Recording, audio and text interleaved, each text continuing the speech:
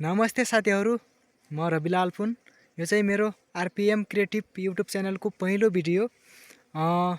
यो च्यानलबाट चाहिँ म हजुरहरूलाई भिडियो एडिटिङ, थम्बनेल एडिटिङ जस्ता कुराहरू चाहिँ सिकाउने छु। त्यसको लागि हजुरहरूले मेरो यो च्यानललाई सब्स्क्राइब गर्नुहोला। आज चाहिँ हजुरहरूलाई म युट्युबको लागि लोगो कसरी बनाउने भन्ने विषयमा सिकाउन गइरहेको छु। भिडियो कस्तो लाग्छ हेरेर लाइक, कमेन्ट, सेयर, सब्स्क्राइब गर्नु होला।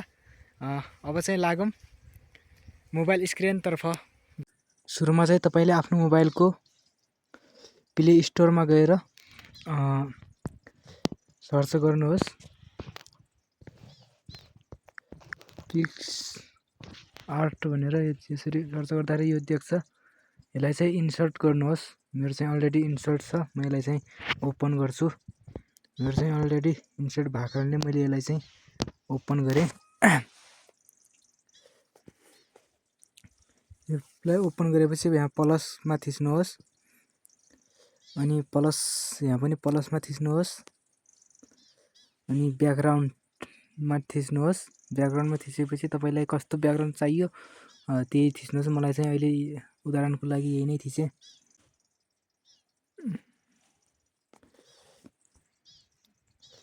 भइसकेपछि चाहिँ तपाईले यो यता स्याप भन्ने छ, यो स्याप भन्ने अप्सनमा क्लिक गर्नुहोस्।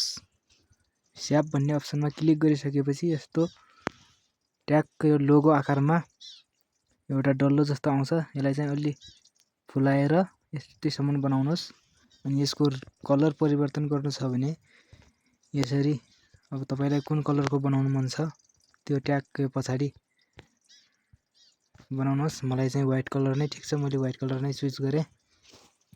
अनि यति गरिसकेपछि तपाईले ब्याकग्राउन्डमा चाहिँ के राख्ने, अब फोटो राख्ने कि के राख्ने होइन।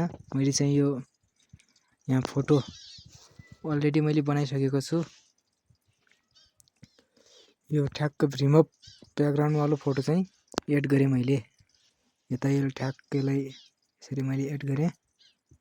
तपाईले पनि ब्याकग्राउन्ड रिमुभ गर्न चाहनुहुन्छ भने प्ले स्टोरबाट ब्याकग्राउन्ड रिमुभ भन्ने एउटा एप हुन्छ, त्यो डाउनलोड गरेर गराउन सक्नुहुन्छ। यो चाहिँ मैले त्यसरी यसलाई ट्याक्क यहाँ राखेँ। यो राखेपछि फेरि पनि स्याप भन्ने अप्सनमा गएँ। म फेरि पनि स्याप भन्ने अप्सनमा गइसकेपछि यतातिर यो स्याडो भन्ने अप्सनमा गएँ। यहाँ चाहिँ तपाईलाई यो चाहिँ खासमा यो तोड्नको लागि मात्र हो। अनि यो चाहिँ यसरी ट्याक्क अलि यसरी बनाउनुहोस् है। बनाउँदाखेरि अलि राम्रो देखिन्छ। ठ्याक्क यो नदेखिने ठ्याक्क यो भयो।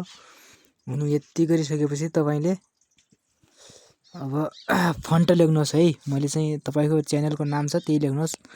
मैले लेखेँ आरपीएम।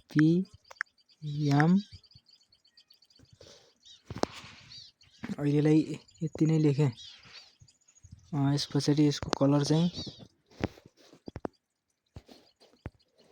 यसरी स्ट्रेक कलरहरू ब्ल्याक नै राखौँ। अनि आरपीएम लेखेपछि यसलाई साइज अनुसार यसरी ट्याक्क घटाउनुहोस्। मैले चाहिँ यतिमा आरपीएम यतिमै राखेँ। आरपीएम भइसकेपछि अनि अर्को तल फेरि तपाईले टेक्स्टमा जानुहोस्। मैले क्रिएटिभ आफ्नो च्यानलको नाम क्रिएटिभ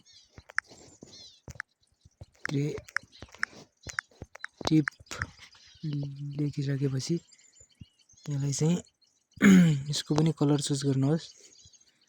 मैले यसलाई ब्ल्याक कलरमा चुज गरेर यसरी ट्याक्क यसरी बनाएँ।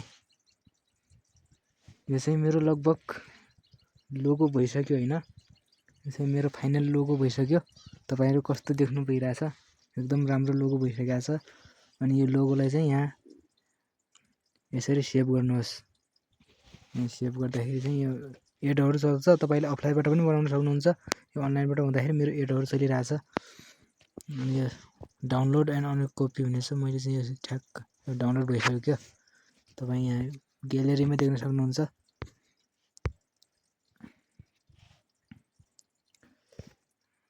यो ग्यालेरीमा डाउनलोड भइसक्यो मेरो लोगो चाहिँ आरपिएम क्रिएटिभ। एकदम राम्रो लोगो बनेको छ। तपाईलाई पनि कस्तो लाग्छ? साथीहरू भिडियो कस्तो लाग्यो लाइक कमेन्ट सेयर गर्नुहोला। बाँकी दिनहरूमा पनि यस्तै भिडियोहरू ल्याएर आइरहनेछु। त्यसको लागि एउटा मिठो कमेन्ट चाहिँ छोडेर जानुहोला। धन्यवाद।